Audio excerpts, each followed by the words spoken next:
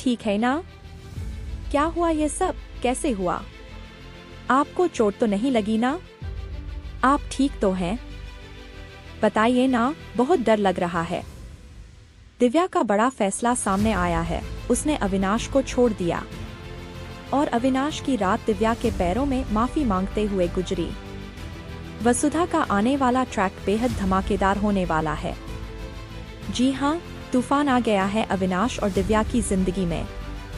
आप देख ही रहे हैं कि अविनाश दिव्या से कितना प्यार करता है, लेकिन अब उसे उस गलती की सजा मिलने वाली है जो उसने की ही नहीं। दरअसल जब करिश्मा की शादी अविनाश से तय हुई थी, उस वक्त वह काफी टूटा हुआ था।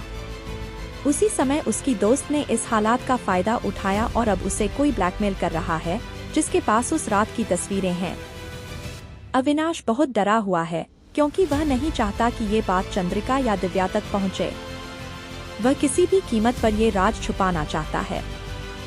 लेकिन जब उसकी दोस्त का कॉल आएगा और वह फिर से अविनाश को बुलाएगी तो नए फोटो क्लिक होंगे। अब दिव्या को शक होने लगेगा कि कुछ गड़बड़ है।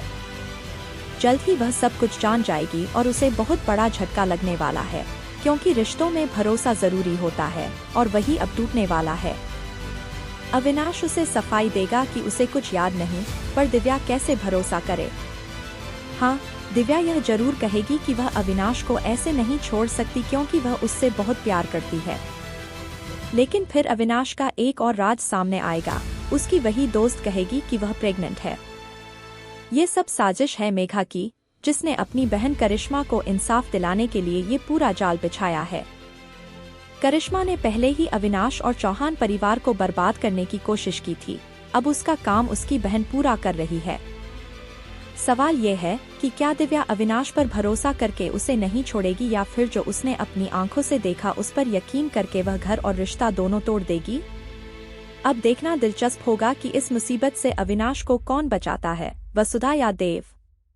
हमें कमेंट करके बताइए कि आप आने वाले धमाकेदार ट्विस्ट के लिए कितने एक्साइटेड हैं। क्या आपको लगता है कि दिव्या सच जानने के बाद अविनाश को छोड़ देगी? ऐसे ही लेटेस्ट टीवी अपडेट्स के लिए चैनल को सब्सक्राइब करें।